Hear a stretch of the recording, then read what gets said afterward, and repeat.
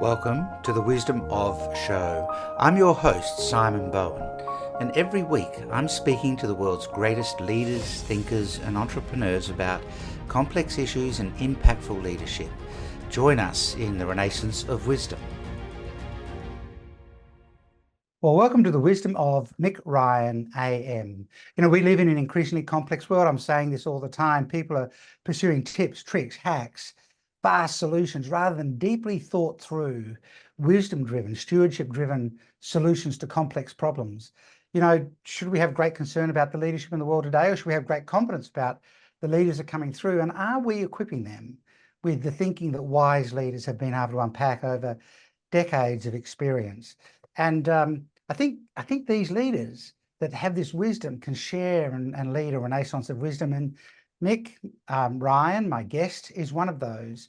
Having spent 35 years in the Australian military at a senior officer level, having led reconstruction efforts into Afghanistan, a dedicated 3.5 decades of service to his country, and then having left the military, prolific writer, speaker, and recognised globally for his contributions to large-scale strategic thinking, complex organisational change, the idea of institutional kind of performance and efficiency. And Mick also an adjunct fellow at the Centre for Strategic and International Studies in Washington DC, and a non-resident fellow at the Lowe Institute in Sydney. There's a pedigree that comes from time served, right? That you don't get from books and reading, basically. It's just time out there doing the work. So, Mick, welcome to the show. I really appreciate your time and your willingness to have this conversation with us. Yeah, thanks, Simon. It's great to be here with you. I look forward to our conversation. Well, our job today is to get below the superficial, that the world is sort of obsessed with. We live in an impatient and intolerant world where people are like, what's the quick fix? And you've operated in complex, challenging environments that most people never get to operate in, with multi-dimensional, multifaceted, complex issues that may not actually have a solution, but you still had a responsibility as a leader to solve what you were dealing with at the time. And one of the concerns that I have is in this pursuit of what's the quick fix? What's the simple solution? We can too easily fail to recognize that sometimes some things are very complex, high consequence, huge cost, not just in terms of commercial or financial cost, but human cost and everything else. And we still need leaders to be able to operate in that environment. It might be a useful addition to introducing you, just to, if you to unpack the nature of some of those environments and why leadership is actually so important in those environments, those complex, difficult, challenging environments. Yeah, I think there's a few elements within that. Like it's a complex topic, just like the world's very complex. I think the most important thing for people to understand is that there's no such thing as context-free leadership or context-free organization. Everyone kind of works either to a boss or within a broader context. And if you're leading, you need to understand that. You can't just understand those in your team or your particular mission. You have to understand the broader context within which you work. See the bigger picture, I guess, is a good way of looking at it. There's different ways you can do that. But at the end of the day, it's about having a personal commitment to learning, a personal commitment to being a good communicator, and a personal commitment to developing good relationships with those above, beside, and below you. So I think that's a really important part of leadership, always has been, always will be. It's technology agnostic. And ultimately, what it should result in is leaders who are able to provide the most important leadership attribute, which is purpose. Yeah. If you can't provide purpose to your people, you are not leading. It is what inspires people. You can give people tasks and they'll do them, but they'll never give you that extra bit of effort that purpose and inspiration will provide. Okay, so I think we're done. I think you've just done the whole podcast in a very succinct statement. My goodness, there's so much to unpack there. And before I even get into any questions that I might have planned to ask, let's just unpack what you've shared which is actually pure wisdom, right? And I'll try and remember everything you've worked through because I think there's a lot in there. I must say, 20 times a week to people, context gives everything meaning. And, if we think about a hierarchy of thinking from context through concept, contrast, what is it not, content, a lot of people are very comfortable operating at the content and detailed and sometimes the concept level, but operating at context seems to be rare. And it's also often dropped out of the conversation so quickly. And yet great leaders are masters of framing and communication.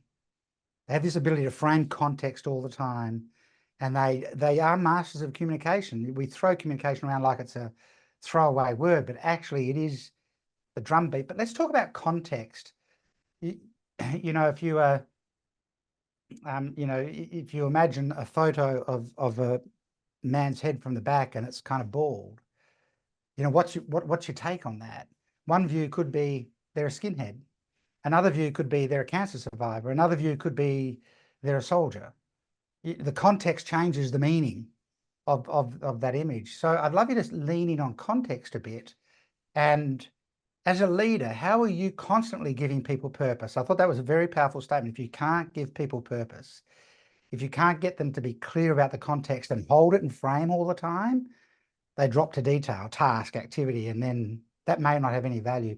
What are some of the things you do as a leader to, particularly, you've got a large group of people, say in Afghanistan in a reconstruction project, you're not in front of them all the time.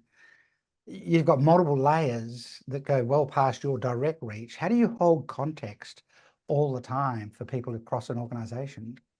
Well, I think part of it is communicating constantly.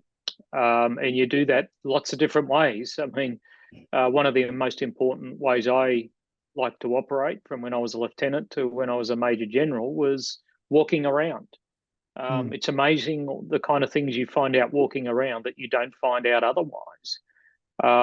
So I think leadership by walking around is really important. Even if you're the leader of a big multinational corporation, you've got to get out of the C-suite, walk the floor, walk around work sites, walk around shop floors, and see the circumstances in which people are working, judge their morale, provide them with your, purpose, the high level purpose of an organization. And you complement this with things like social media, other written documents. You can use any number of modern media to communicate with people. I think it's worth noting, though, that that's got to be two-way. It can't be one way.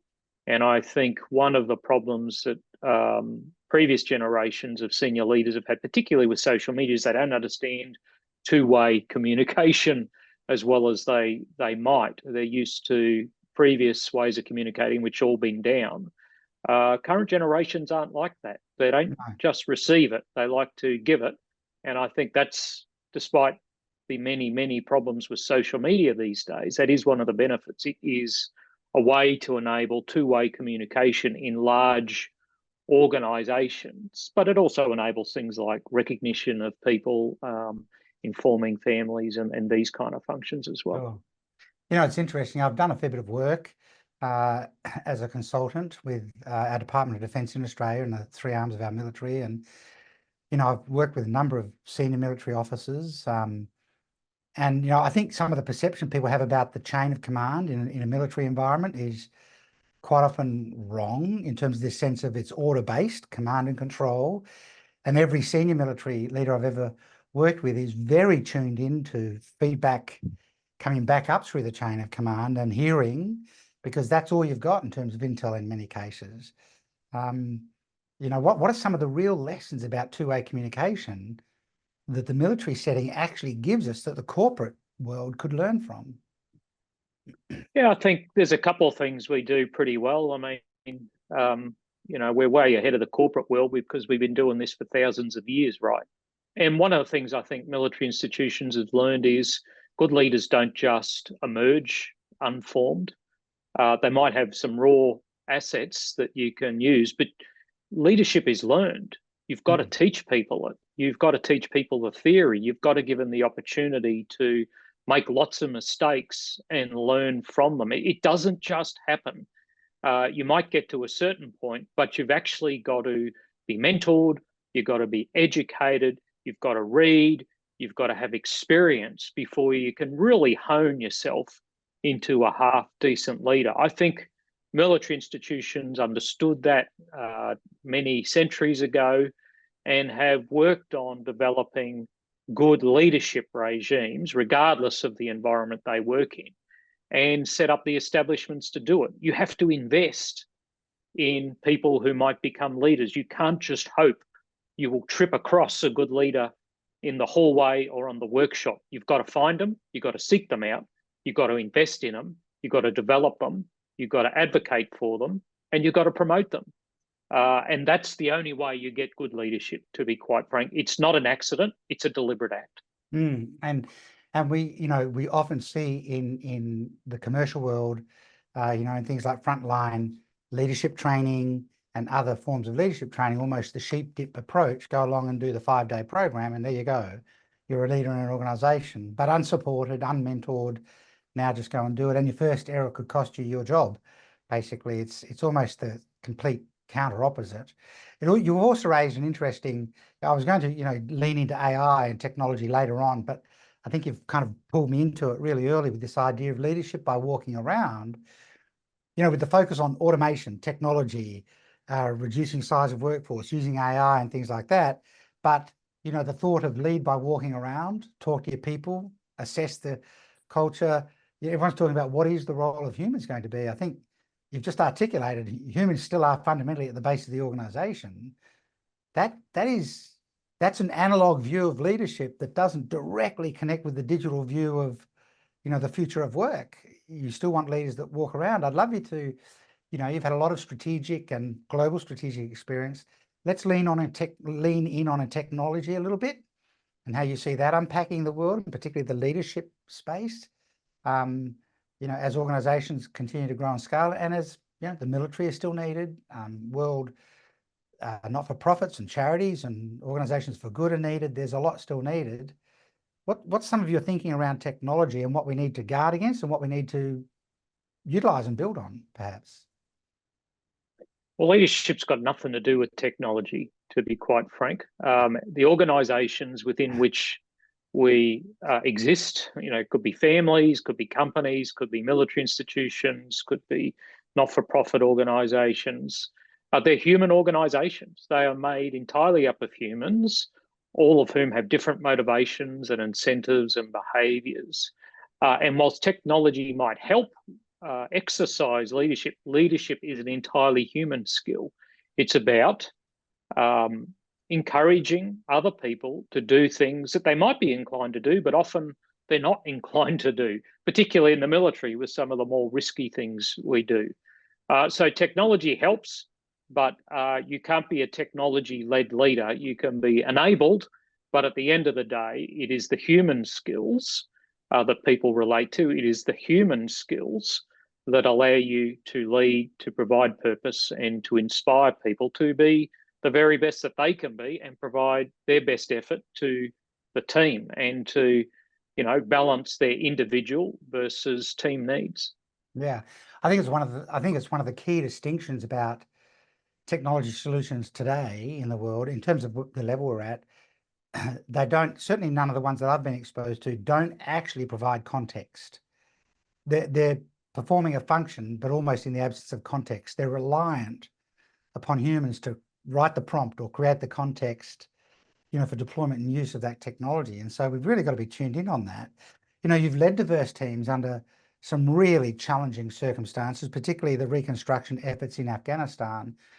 And, I appreciate the need that you may have to, not be specifically detailed in some of those things, but, is there an experience or a particular kind of event or occurrence that really highlighted in your own mind, cemented some of the really key elements of effective leadership, let's say under duress, because it's not an area many people actually get experience in?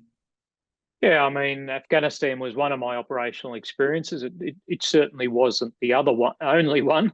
Spent a lot of time on the border of East Timor in 2000 and with the Americans in Baghdad in in 2005, and each of those had particular physical and environmental challenges for the people that I led.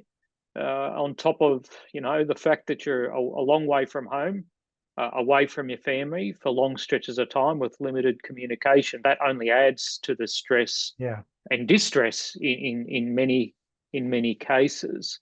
Honestly, one of the most interesting leadership experiences I had was when I was sent to the Pentagon at very short notice at the end of 2009. I had 6 weeks notice from when I was told to when I had to be at work, having moved my family from Canberra to Virginia. I was the first foreign officer to ever work down in the bowels of the Pentagon in a very sensitive location. And it was, whilst I was in charge of a team, I didn't have all the clearances to be there for the first 6 months. So, it was extraordinarily challenging to be a new person in a new team that had only just been set up, in a new environment, without the ability to do everything that those working for me could do because I was the only foreigner. So I learned a lot in that 6 months about, different kinds of leadership, but I certainly learned a lot about humility, particularly being escorted to the bathroom for 6 months. Now, it was eventually all sorted out, but, it was a very humbling time as a senior leader to kind of have one hand and one leg tied behind your back for the initial periods of that experience. Now, ultimately, I think that was a good thing for me because it kind of taught you those really important lessons in humility that are essential for every leader at every level. The old "thou art mortal" person whispering in your ear as you're doing your triumph parade. So I think that was a really important experience for me. But what have been the most valuable experiences for me have been failures. And I think this is something that many so-called leaders really fail to do, which is talk about their own failures. Too many people want to just talk about their own successes and don't acknowledge their failures. Good leaders have failed. There is no good leader that doesn't have a litany of failures in their past. But the difference between good and bad leaders is good leaders only make that mistake once. They learn and improve. And, I've got a bunch of different failures over a 35-year period that were, in most cases, my fault, no one else's, that I learned a lot from. And the most profound failure for me right at the start of my career was in year one at ADFA, where I failed every single subject in a civil engineering degree in my first year. I mean, I didn't pass one subject, and it's still kind of a record there. And I used to tell the cadets about it every time when I went back as the commander of the Defence College. Because what it did, it taught me two really important lessons right at the start of my career. Firstly, failure doesn't have to be fatal. Too many young people these days think their first failure is it. And it's just not. If there's young people listening to this, it's not. You're going to fail. Don't sweat it. Learn from it and move on. That's life. But it really inculcated in me, well, you've got to keep learning your whole life. But the second big lesson it taught me was the value of second chances. The Army gave me a second chance. A certain 2-star general called me into his office, said, listen, not a really good academic year, but I think you'll make a decent Army leader, so we'll send you to Duntroon. He gave me a second chance. And for me, one of the reasons I still adore the Australian Army, and I love it deeply, is because it does give people second chances. We stumble, we fall over. We're an army that, where it can, it helps to pick people up, dust them off, and give them another go. And I love that about the Army. There are many other military institutions like that, some that are not. But the bigger lesson here is good leaders talk about their failures. They don't just learn from them. They don't just cover them up. And, they nurture people through whatever failures might befall them. Now, of course, there are some failures that are not acceptable, but we need to be very clear in organisations what are acceptable and what are unacceptable failures. And good leaders provide those definitions. And I think it's probably more true in the typical commercial environment that people are not picked up and dusted off and given a second chance necessarily, based on a failure and depending on the size of the failure. The lessons are in the losses, not the wins, always. And, we need to kind of capture those lessons. What is, so there's a few little directions I'd like to go in. One is specifically about people and investing in people, which is a great place to move on from this idea of the Australian Army gave you a second chance, picked you up, dusted you off, and then found the right path for you to be on. Then I'm going to sort of step into, maintaining this human-centric approach into organizations. Then I'd like to kind of go back up a level. So, you speak about you do speak about investing in people, and it's clear from how you talk that you want to acknowledge the successes and the wins. You want to help people learn from their lessons. Organizations are people-centric by nature. It's what they are, and they need great leaders.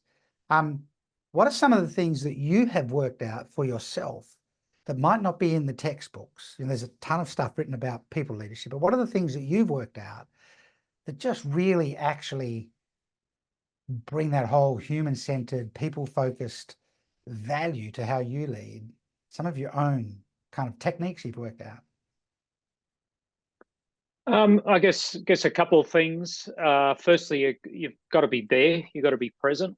You can't lead from afar. You've got to actually have human contact with people. Now, you've got to be careful because you don't want to have too much contact. People have got to do some work as well. So it's getting the balance right. It is possible to have too many meetings and committees. I know Canberra hasn't learned that yet, but most organisations, I think, understand that too many meetings, too many committees is actually unhelpful because it breeds risk aversion, it breeds groupthink and group-based decision-making. That's not always good for an institution. I think a second one is to maximise risk safely. I don't like approaches that are designed just to minimise risk. I think you should take as much risk as you safely can. And when I say safely, that's physically or lawfully or ethically. But you need to be able to do that as a leader. And if as a leader, all you're trying to do is always minimize risk, I think you're minimizing the opportunity for people under you to exercise their initiative and to maximize returns on investment for organizations. A third thing is always expect to be surprised. They say there's two things that are sure in life: death and taxes. The third one is surprise. No matter what we do, we're always going to come across surprises, whether it's in our personal life, in its work life, or in the strategic environment. You can try to minimize them as much as possible, but what you really need to do is make sure that you and your teams are resilient enough to fight through the shock that is the result of surprise, and to be able to adapt and to learn and move through more quickly. So they're just a couple of things, but I have to tell you, I've learned nothing that isn't written in a book somewhere by some leader, to be quite frank. I mean, I don't know that there's any real new lessons out there. I mean, people have been doing this for thousands of years, whether you're reading Marcus Aurelius or Thucydides, all the way through to people like Martin Dempsey or others. These people have experienced many, many different things and come up with some interesting tricks. It's amazing what knowledge you'll find in an old book. There's not a lot new under the sun, and the sun's come up and down a few million times on humans. We've learned a fair bit. Learn from others' mistakes. Do you think we've lost some of the focus that we should have on older teachings? I'm a fan of philosophy and old writings. My normal pattern is to try and get back to the source. If I hear something, I want to work my way back as far as I can to where did it first come from, and I want to know what kind of data set it was attached to, what was the context of the thinking at the time. But do we have a concern that maybe leaders are not as well studied as we need them to be in the world today? Do we need to get back to a deeper level of study or studiousness in leadership today? Well, I mean, I'm not going to generalize because some leaders are extraordinarily good at this, Mm. and some are bad, and there's a spectrum. I mean, there's a bit of a bell curve of leadership in every organisation and Mhm. across society more broadly. But like I said earlier on, you don't just emerge as a brilliant leader. It's a combination of deep study, of experience, of being mentored, of failing and learning from it. And as a leader, you've got to have an understanding of the past, whether it's your own organisation or your own society or more broadly. You've got to understand what's going on in the world at the moment, and you've got to have a sense of where the world is going. What kind of future sets the context for the organisation you're in, and what kind of future do you wish to build for the organisation you're leading? Because ultimately, a leader who does decent strategic thinking is trying to build a better organization, trying to build a new or better world. So you've got to balance past, present, and future as a leader.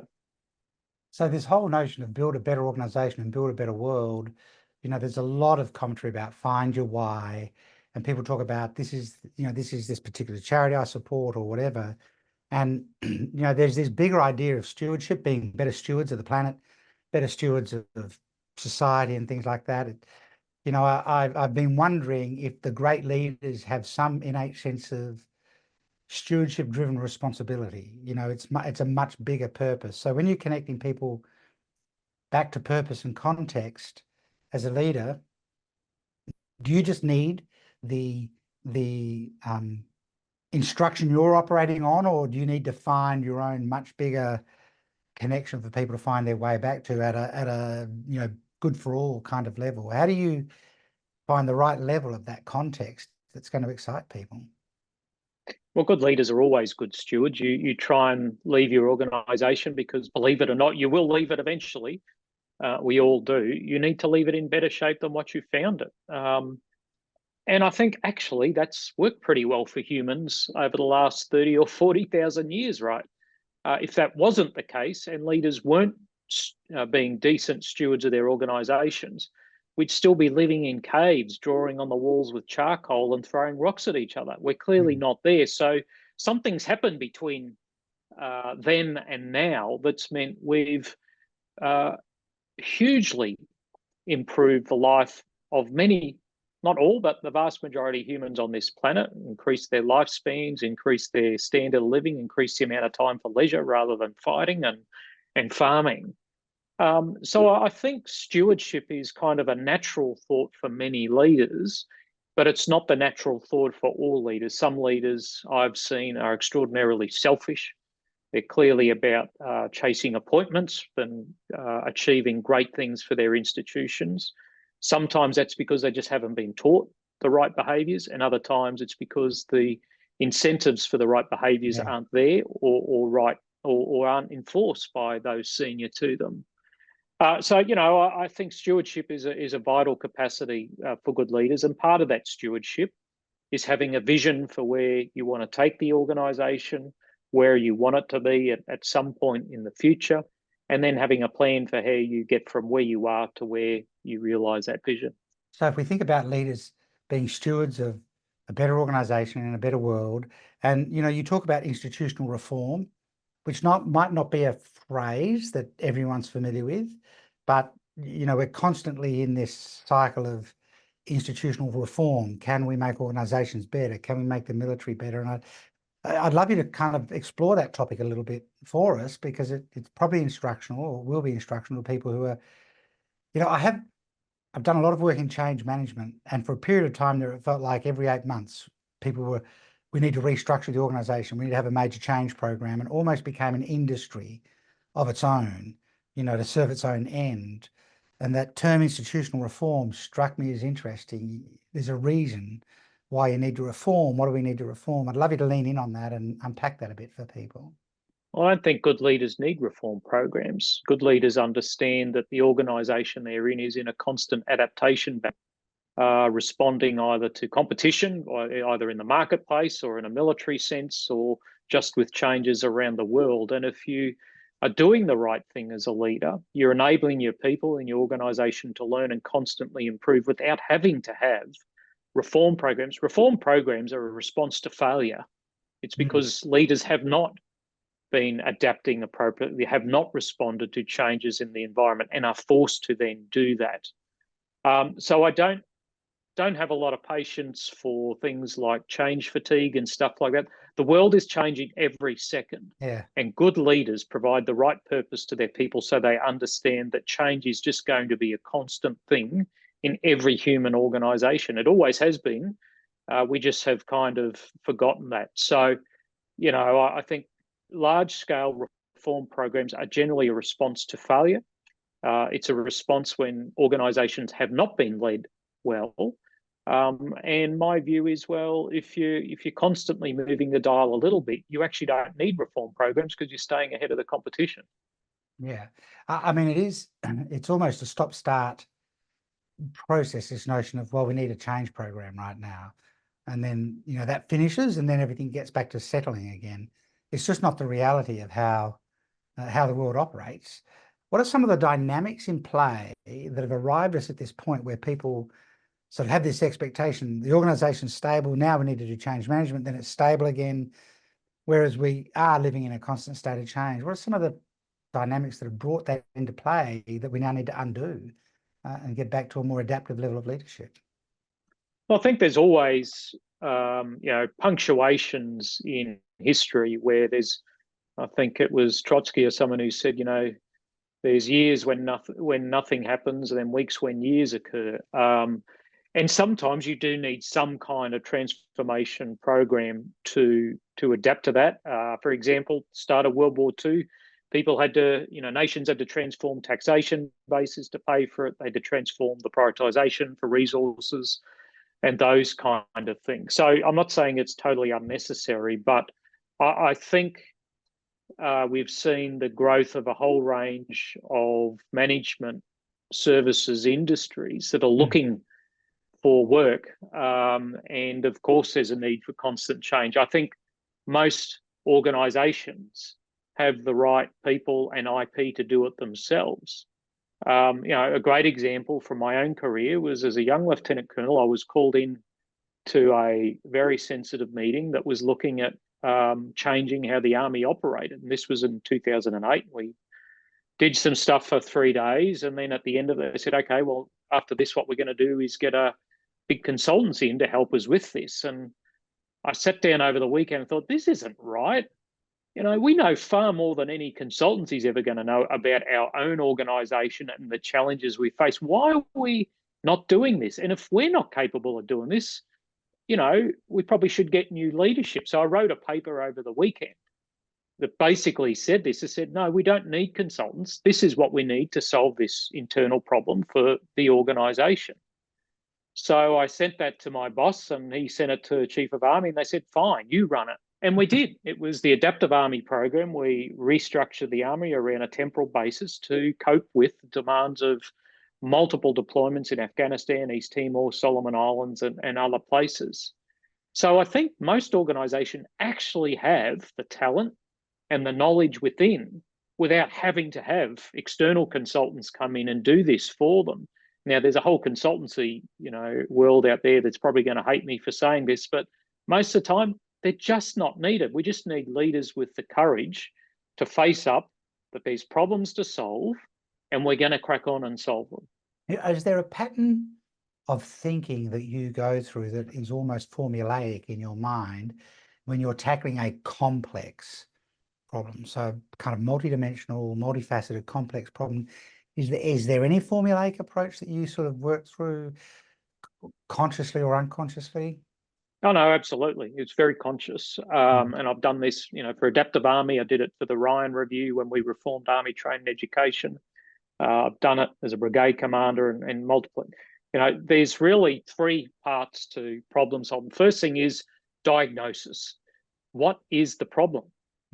Investigate it, describe it, and get the senior leadership to agree that is the problem. Don't do anything until you've got them to agree that that's the problem they want solved. That's step 1. The second step is, okay, these are the potential solutions we have, and be very honest about them. Be honest about assumptions, be honest about the pros and cons for each of them, and give them a preferred solution. And the third is implementation, and this is the hard bit. It's very easy to come up with a strategy and then it just becomes shelfware, but you've got to be extraordinarily disciplined in implementation. And, I've been through that as well. So diagnosis, options development and decision, and then implementation are the three big steps of any strategic problem solving environment. And, I've found that that works pretty well. Now, there's lots of sub elements to it around communication, engagement, and all this kind of thing. But they're the big three, I think, that you apply in any significant leadership challenge where you've got to solve a really difficult problem. Well, I think, so often when we see something go off the rails, you can often trace it back. I'm often saying, major projects often go off the rails at the start. And that one step about making sure everyone agrees this is actually the problem is a significant step that is often overlooked. There's a sponsor for the project or the problem, but other people at the same senior level don't necessarily agree. That becomes its own problem. There are sub-steps, but that whole thing requires a level of discipline just to hold those three steps in place. So as we think about the world today, and you're asked for advice on global issues as well as local issues across multiple industries these days. What do you see some of the kind of bigger complexities being? And we're a little bit forward gazing here as well, future viewing. But what do you see as and let's do this in the context of the commercial world, right? So what business leaders should be maybe thinking about that are some of the complexities of the world that we live in today, that company leaders should really be keeping an eye on and thinking through. I think a big one is trust in institutions. There's been a remarkable decline in trust in institutions over the last 2 decades. There's a huge amount of research into this and polls and everything. And whether that is government institutions, public institutions, business institutions, people don't trust big organizations like they used to, whether it's the scandals in the Catholic Church, whether it's banks, in America or Australia that have been engaging in bad behavior,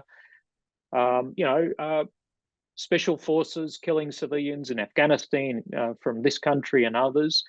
People have a profound lack of trust in institutions. That's a real challenge, regardless of what sector you work in, not just for shareholders, but getting the right people. I mean, if people don't trust an institution, why would they go work for it? So, Yes. I think it's an existential problem for the leaders of every big organization. So I think that's a core problem there. A second one is, I think the current generation sometimes might be more focused on individual rather than team outcomes. And it's about how do you, as a leader, have the right incentives for behavior that balances individual and collective outcomes. Because humans haven't got where they are by just looking after themselves all the time. There are group outcomes that are required for societies to succeed and organizations to succeed. And I think good leaders need to be able to nurture people who understand both of them, not tell them, but have them understand and believe that there's a balance in individual and collective outcomes in any organization. So I think they're 2 of the big ones. And 3, I think leaders need to understand that a lot of people feel almost dizzy from the pace of change that's going on in the world. Not just technological change, but societal change is being driven by new technologies and also, some responses to climate change, which is clearly accelerating, and, strategic change with the threat from authoritarians and misinformation and these kind of things. Now, the really interesting thing is this isn't the first time humans have felt like this. The period in the lead up to World War I, Philip Bloms called it the vertigo years. People felt they were living through a massive period of change, and they were. Aircraft were invented, cars were invented, wireless communications were invented. the world was moving from horse-drawn to motorized at such a rapid pace, it really confused and dazzled people. So we can learn from that, but I think good leaders understand that not everyone travels at the same speed, that everyone goes on the journey at a different pace, and that good leaders understand that, whether you're leading a group of 5 people or a corporation with thousands of people. So one of the things that people often look for, when they feel under stress or pressure, or when they are, dizzy from what is happening, is who do I hold on to? Who's the person that can give me some stability? And whether we like it or not, that territory often goes with the most senior leader of an organization. The one person no one wants to hear say, "Oh, look, I have no clue. I'm just as confused as you," is the most senior person. So and that isn't to say that they should be impenetrable and unbreakable, but they do need to carry a presence about them that lets people feel like, I think we're going to be okay because of that person. What are some of the sort of resilience techniques or even thought processes or that you and others have learnt to acquire, to equip themselves with, to be able to be that person, even when you're not totally sure about where this is going to land, but everyone desperately needs an anchoring point? That I think that's one of the great challenges of leadership. How do you be that person when you may have your own doubts about things, but everyone needs you to be confident, for want of a better word? Yeah, I mean, every good leader has doubts. It's just how they express them. Sometimes you express them, sometimes you don't. I think this gets to the heart of, understanding the bigger picture as a leader. You may not know exactly what's required, but you understand the situation enough that you can develop some kind of solution. I also think that, your own reading of history is very important, because if you're well read, you'll understand that just about every situation that you will face has been faced by someone before, probably dozens, most likely thousands of times in history. And that should tell you a couple of things. Firstly, there is a solution, and that should give you confidence. And secondly, it should provide, a pathway. Jim Mattis used to talk about, providing a bright light for a pathway in the darkest of times. So, I think good leaders have to be well read on history, because it can provide insights for how they might lead their people, not in the best of times, but in the worst of times. Super interesting. And what keeps ringing through for me as I talk with you and chat with you is this exactly the conversation that we're having. The need to not be so keen to lock on to the superficial, the transactional, the what's the latest tip, what's the latest hack, how do we do this at speed, without the deep and foundational understanding of what's really happening, bigger picture, set of context, consequence that comes out of multiple choices and things like that. Mick, it's been fantastic. I'd love to finish up with, say, 2 or 3 quick questions for people just to know you a bit better, if that's all right, and not necessarily about leadership. And so if you're game for sort of 2 or 3 quick questions, quick responses, we'll wrap up with that, and then we'll let everybody go. So you are clearly a student of history. If you could have sat inside any major conversation in history, just a fly on the wall to see what was really being discussed, what conversation would that be and why? I think probably any strategic conversation by Ulysses S. Grant or Dwight Eisenhower. It'd be hard to pick between the two. And why those two? What is it about them that would grab your interest? You want to be able to sit in there?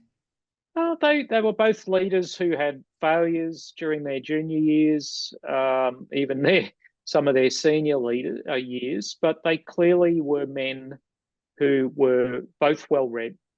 They both understood the bigger picture very well and were able to translate that for their subordinates in a way that many of their contemporaries were not.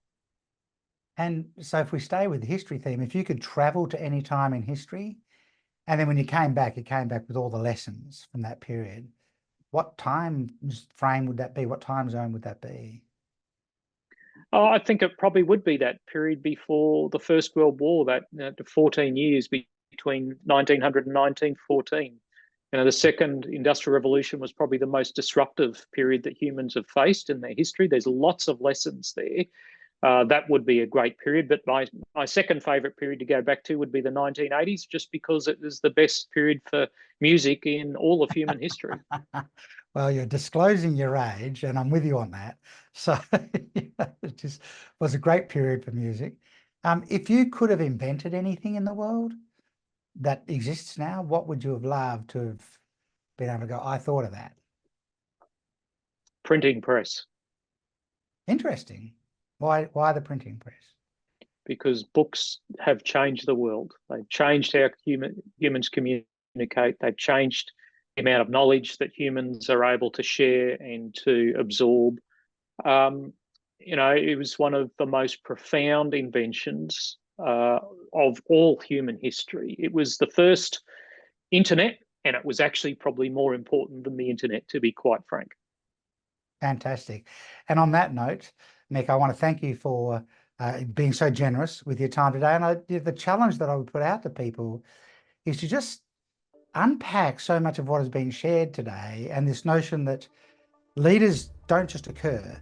They're grown, they're developed, they're mentored, they study, they make mistakes, they learn from their mistakes, they look at history, they learn from history. They're focused on people and the people-centered and centric organizations, and they lead through purpose and really finding that higher level of stewardship that they're really there to represent. It's not a role for the faint-hearted, and it's actually not a role that everyone automatically gets to have, but it should be a role increasingly worldwide that we only assign to the people that are prepared to do the work. So Mick, thank you very much for giving us your time today and your insights. I really appreciate what you've been able to share with us today. No problem. It's great to talk with you. Thank you for the invitation to be here. Thank you.